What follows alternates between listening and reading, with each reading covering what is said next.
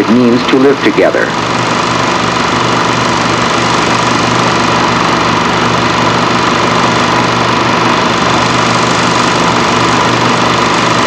All right, tell us about yourself. Oh, I'm Herman Nissen, Fire Chief here in Bureau. Been Fire Chief down here quite a few years now. Moved down here with my family about 9 years ago. I'm Paul Pfister, an industrial realtor from Terre Haute, Indiana. I'm James Yorty. I live at Rock 2, Morton, Illinois. I'm a farmer, engaged in raising corn, turkeys, and hogs. I'm Mrs. Ralph Weir from Lakin, Illinois. And this is my husband, Ralph. We're the 5th generation on this family farm. I am Dr. Vernon Pullman, Professor of Sociology, the head of the Department of Sociology and Anthropology at Illinois State University, located in Normal, Illinois. Well, I'm Elmer Glidden. I'm the pharmacist here in Elburn. Elburn is a small community, about 50 miles west of Chicago. My name is Leon Wilson. I am the district manager for Illinois Power Company in this area. Our territory extends from Marseilles, Illinois on the east, over into Bureau County and down to Hennepin, around the curve of the Illinois River.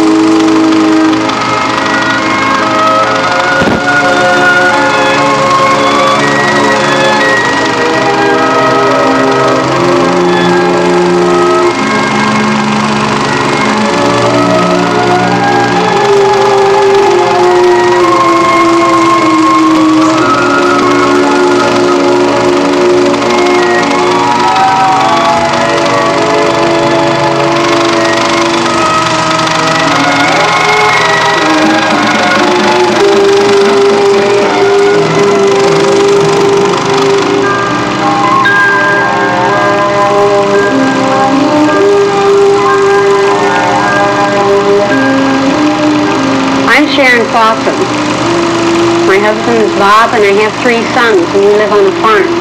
We've lived in Putnam County all of our lives. I was born and raised on a farm and still live there. My family came here originally in about 1850, and they've been farmers pretty much ever since. We like the country here, and the people that go with it, I guess. There's been some changes over the years that we've noticed come and go, and most of them have been for the better, we think.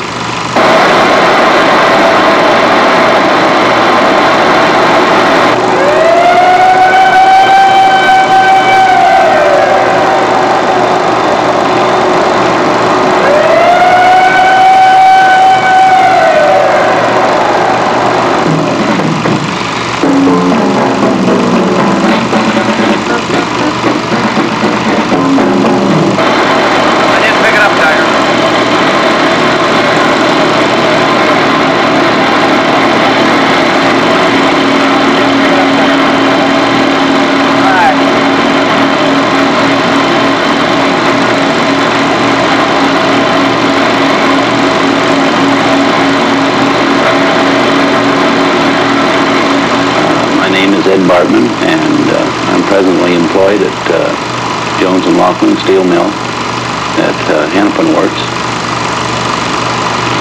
I live at Princeton, Illinois. I'd like to introduce you to my family. First, my wife, Iona, my oldest daughter, Kathy, Larry, and Connie, and then the baby, Barbie. And with working shift work, I find I have a lot more time to spend with my family now than what I had when I was farming. My father's a farmer up in Laughlin, and I didn't really want want to go into farming because I figured there wasn't really that much of an advantage to it. It cost a lot to get started in farming, and I didn't figure that I'd be able to really make that much while I was farming, so I decided to come down here. I don't have any substantial investment, and in farming you got a lot of investment for as little return as there really is.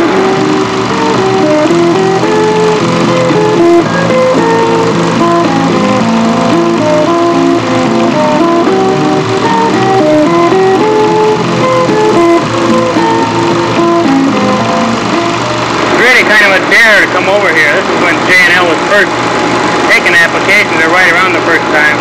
I told this other guy at work, I said, well, I'll go over when you go over, figuring that he would never come over. But it got together and we kept talking to each other about this, and we finally come over together. My name is Noel DeBear, and I work on the pickle line as a recoaler on the delivery end. And I've been there every year, the 21st of this month. I've been married for a year and a half, and I have a little boy that's 8 months old this month.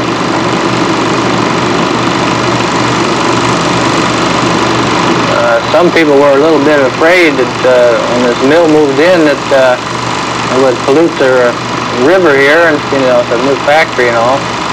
But I talked to these same people later on. They're real pleased with the way things are going because they have this filtering system and this purification system, and it works out real well where the water is all refiltered before it's run back in.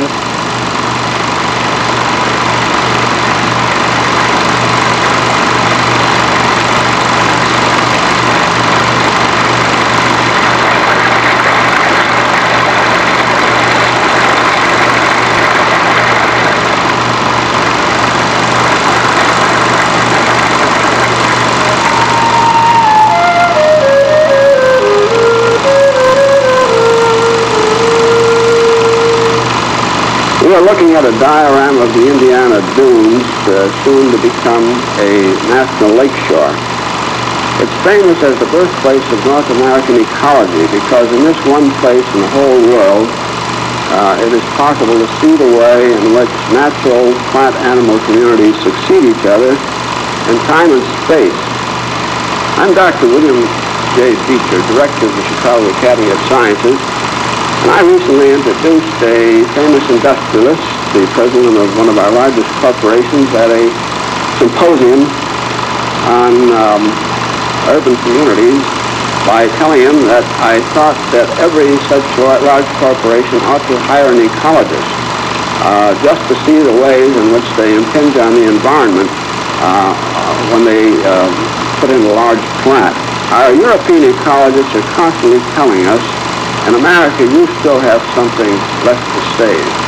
I've just come back from a trip over all of Europe, from the Mediterranean to Russia to Scandinavia, making a survey of the natural communities remaining. And it is significant that in Europe, the place where man has been the longest, the destruction has been greatest. We can't, though, object to change. We know that, well, we took the land from the Indians. We've had the use of it, and we've got to maintain it for the future. There's been change, and there always will be change, and we can't really object to it. We wouldn't want to go back. Consolidation is very evident in our area. Just this past season, 3 area farmers left the farm. One got a job in town at a factory, one man had a heart attack and quit, and another man retired. These farms were not farmed by new people in farming. They were taken over by farmers that are already in operation, farmers that enlarged their units and expanded their production in an effort to meet competition. With the mechanization of farming nowadays, at present conditions, the small farmer is getting squeezed out slowly, one by one. And as a tenant farmer myself, never knowing for over a year at a time exactly how long you're situated on a farm, change of ownership, and many other things that could come into it. And the high cost of production is why farming just didn't appeal to me. I mean, it got to the point where the larger farmers, landowners, were buying the smaller farms to make theirs a little bit larger, more efficient, so they could stay in it. And they're just squeezing the small farmer out.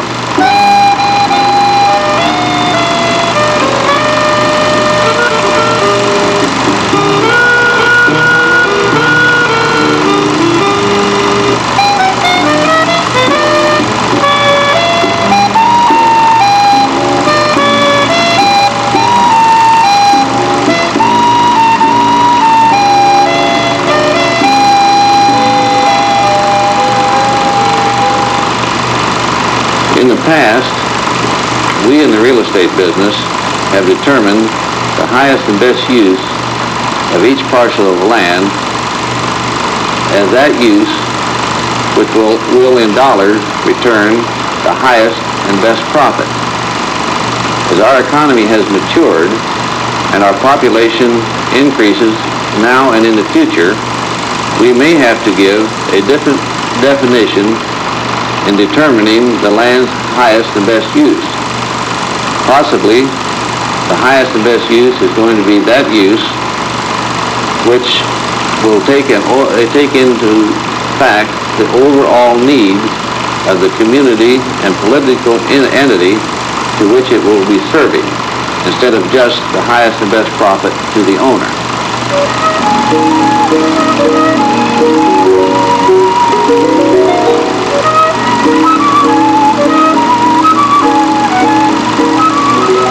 Over here at our school, we've had a problem at school about like everybody else, but not quite like everybody else will. With ours, we haven't got enough kids over there. Back before J&L started building, we had one 8th grade graduate, was all. Now we've got 47 to graduate this year.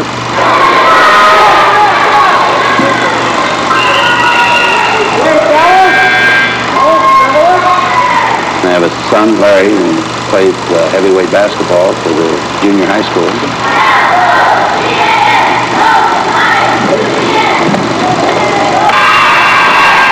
I kind of like moving off the farm now because I have more time to study and basketball and other activities after school and during the weekends.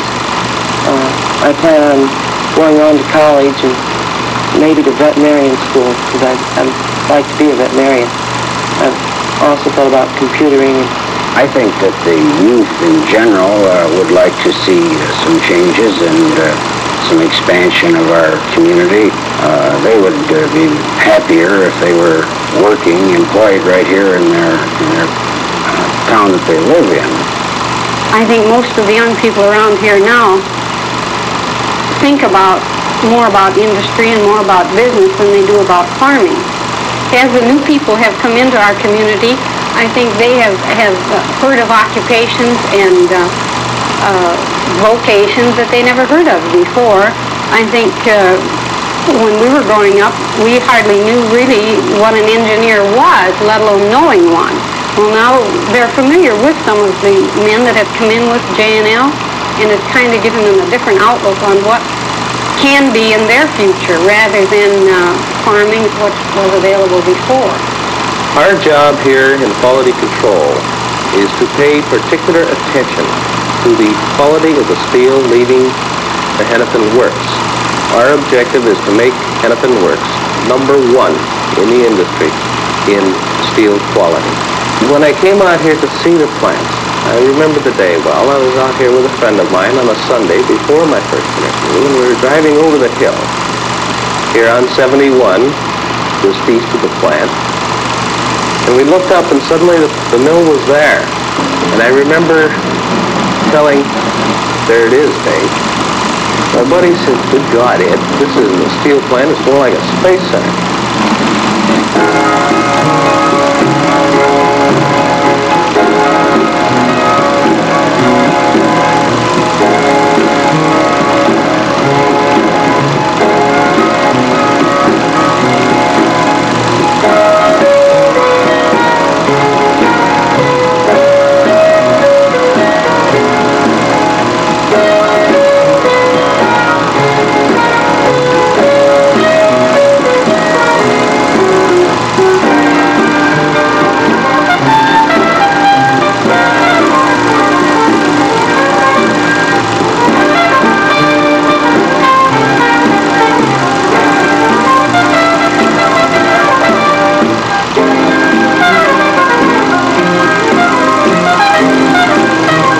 just a modern steel mill that nobody thought it really would be was up to date. I heard it's the most modern steel mill in the world, as a matter of fact.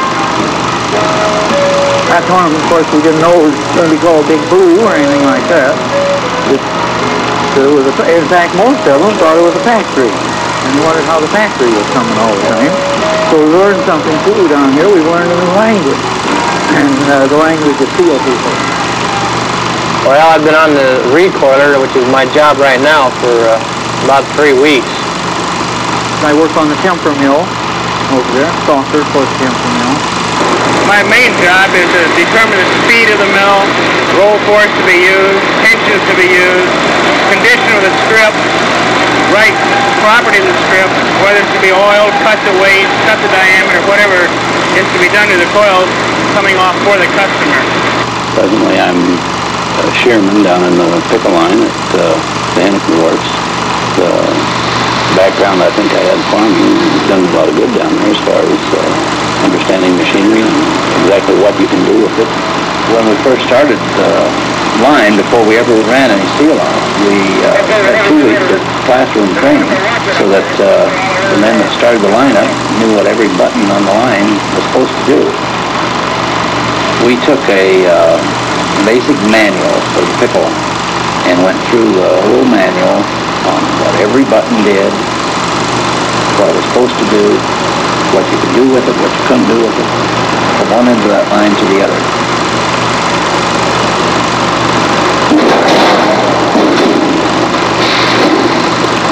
I think most of the men that started up knew what every button on the line did. Most of them, as myself, had never seen a pickle line before.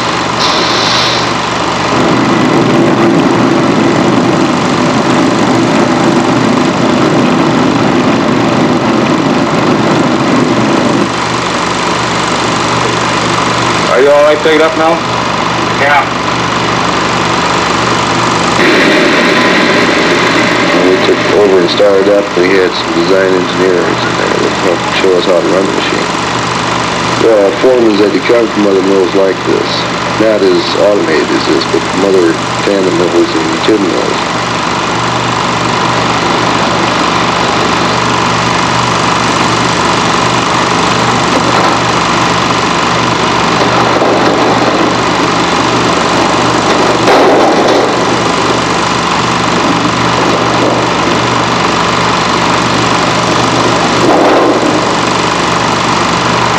Our teacher was the general foreman on the mill. He discussed something in class. We'd go out there and look at it. Then we'd discuss something, go back and discuss something else. Then we'd go and look at it again.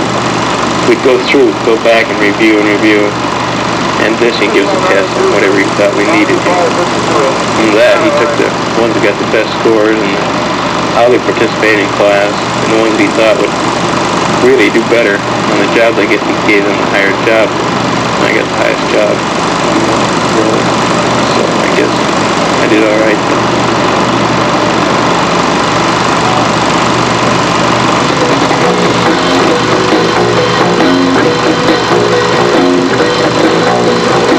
Here on the galvanizing line, we coat the steel sheet with molten zinc and put on different finishes for the customer.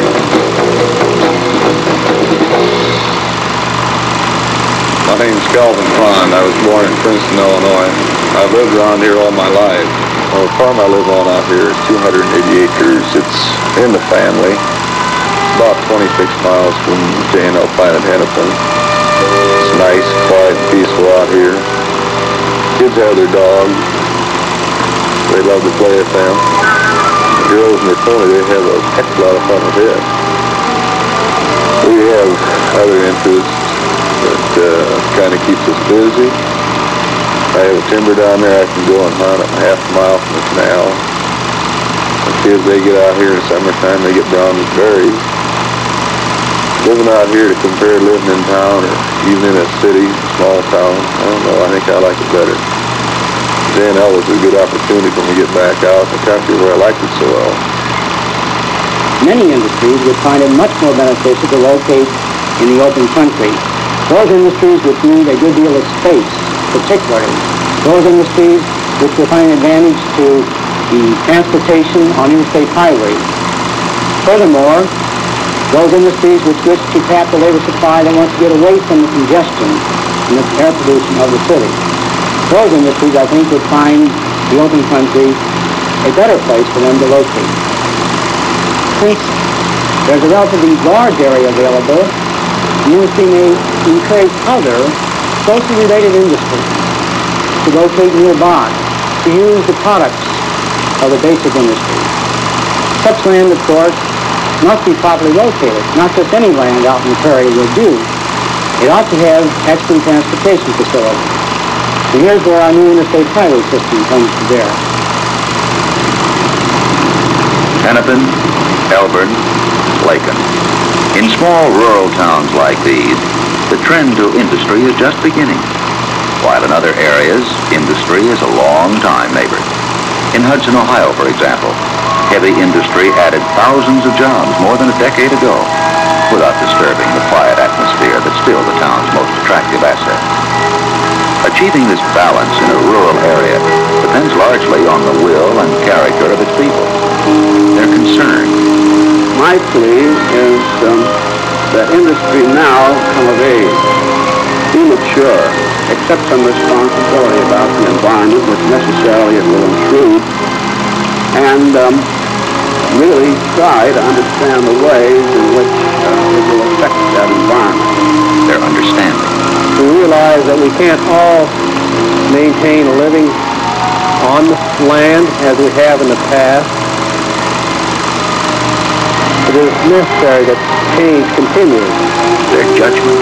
The reason we consolidated is we watched industry, we watched small businesses, and they had to change their method of operation in order to meet competition.